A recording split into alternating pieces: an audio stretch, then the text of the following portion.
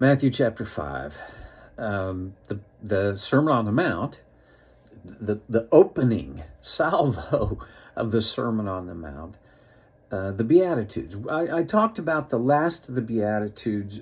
Anyway, I started last time on verse 11. Blessed are you when people insult you, persecute you, and falsely say all kinds of evil against you because of me. A couple of quick things here.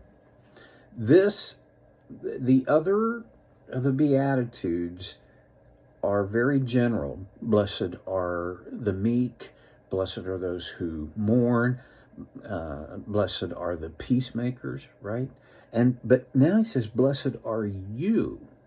I don't know, that doesn't seem like, I need to make too much of that, but that is kind of an interesting little thing. Well,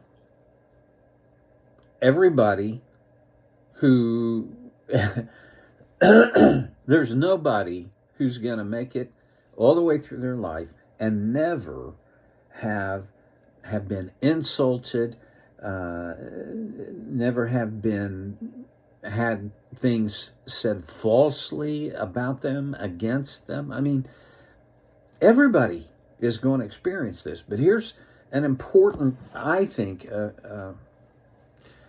more than important, it's critical, it's crucial.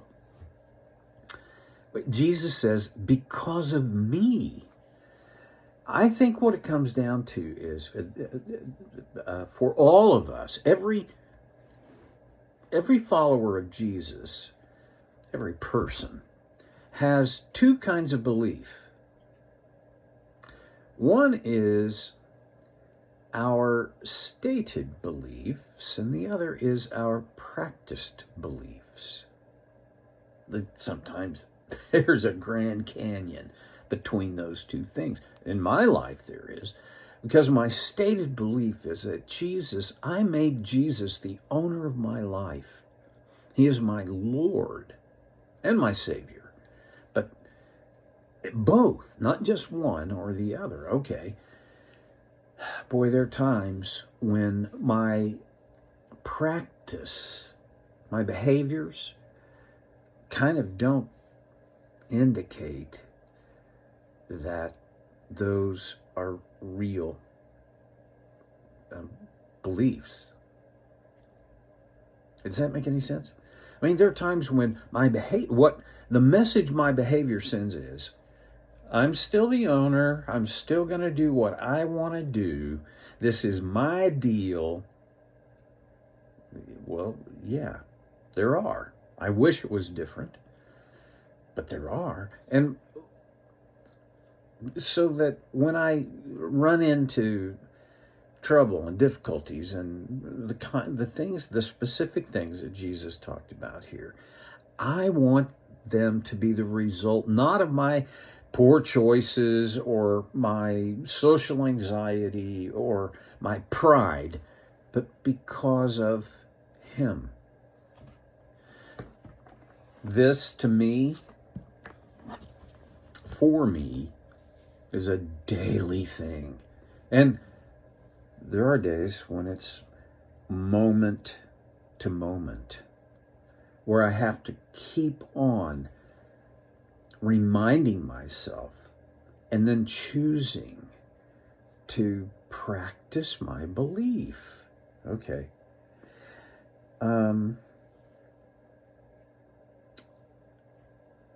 I should be made happy by these things. That's what Jesus says. Blessed are you when people insult you, persecute you, and falsely say all kinds of evil against you because of me. And then he goes on, rejoice and be glad, because great is your reward in heaven. For in the same way they persecuted the prophets who were before you. One of the things I draw from this is Jesus is saying this is all predictable. This is the way the world reacts to people who've signed their life over to God.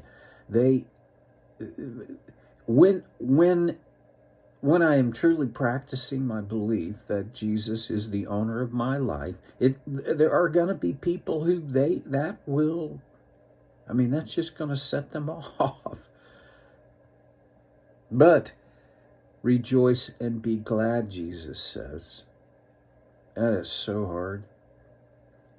When somebody says something about me that is untrue, when someone insults me, when I feel persecuted, although I've said this a lot, it's worth saying a lot more.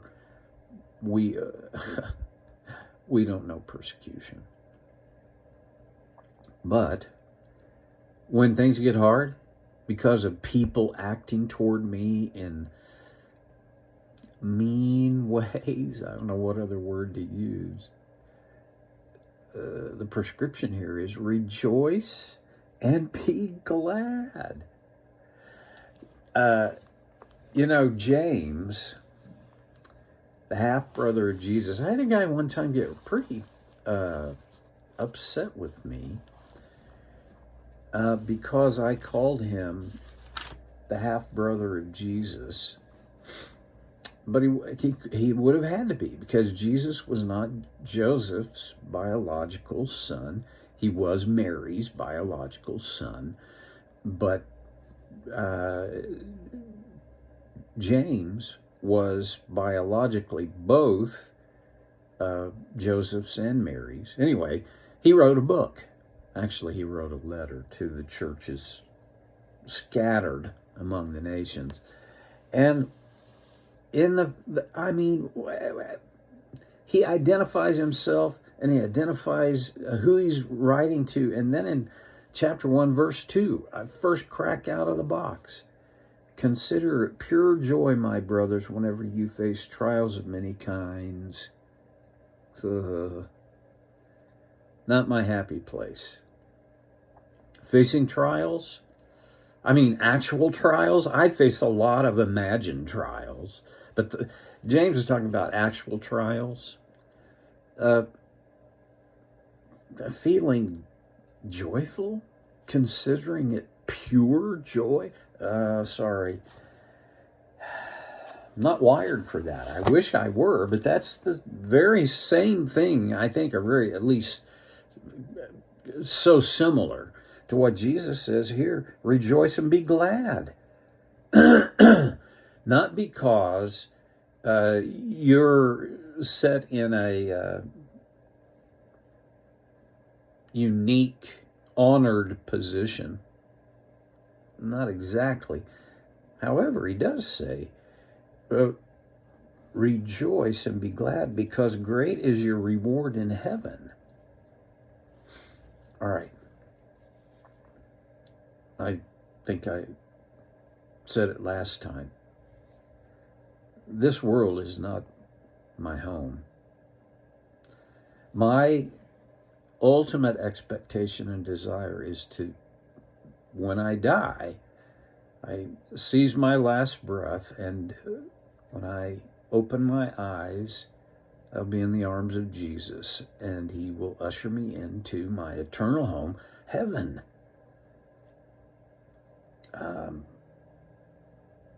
I lose track of that. Sometimes I get so caught up in what is happening right now, today, in this moment, I forget my heavenly home. And one of the times that I am least likely to remember that heaven is my home is when I'm having these kind of problems. Trials, stressors, people saying, insulting me and telling lies about me. And right? Don't forget, maintain the context, the perspective of context. Excuse me. My reward is heaven. And there's even a possibility that, I'm not sure I buy into this, but there are those who say, okay, when you are persecuted and insulted, and people say all kinds of false things about you, your reward will be greater in heaven. And that there's some correlation between how much of this horrible and bad stuff you encountered in your earthly life, that there's a relationship, a proportion there of reward in heaven. I don't think so. I think my reward, frankly, my reward is that I am gonna be in heaven. And that's there's no greater reward. Okay, I can go on and on. They persecuted the prophets who were before you. So it's kind of like, okay, don't be surprised by this. This is how it works. But that's so unfair. Yeah. But here's the deal. When Jesus called you and me to sign on, he didn't call us into a fair situation. Life's full of unfairness. I know what it's like. I've had it happen in my own life where things happen and I just want to say it's not fair. No, it's not fair. But if I'm going to spend much of my life hoping for, anticipating, expecting that life is going to be fair, I'm going to just be, it's a string of disappointments, one after the other. It's not. They persecuted the prophets. They'll do that to you too.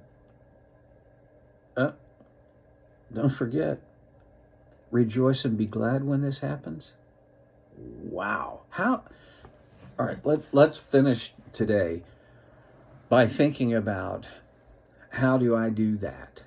How do I rejoice and be glad when all this junk unfairness is happening to me?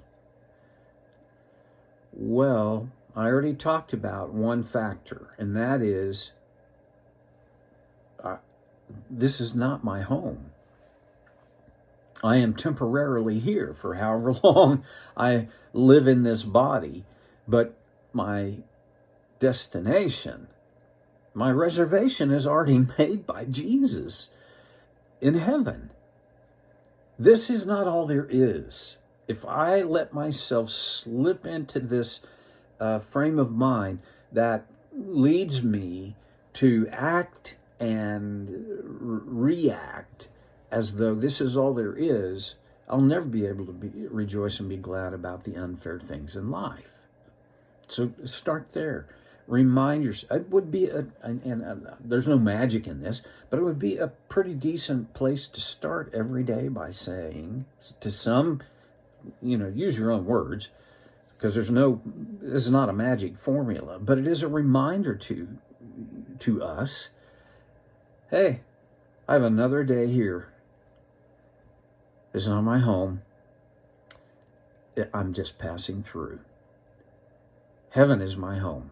If I could bear that in mind all day, today, heaven is my home.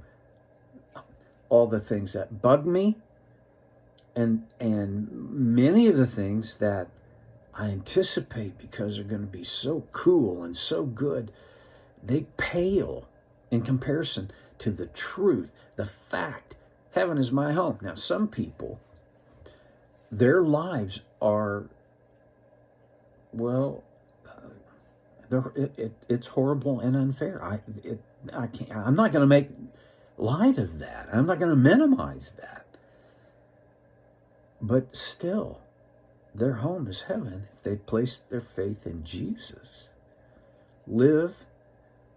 Rich Mullins had a song on his very first album. He said, live like you'll die tomorrow. Die knowing that you're heaven bound. You'll live forever. Not like this. Okay. That's all I got. See you next time on So Care with Stevie Boy.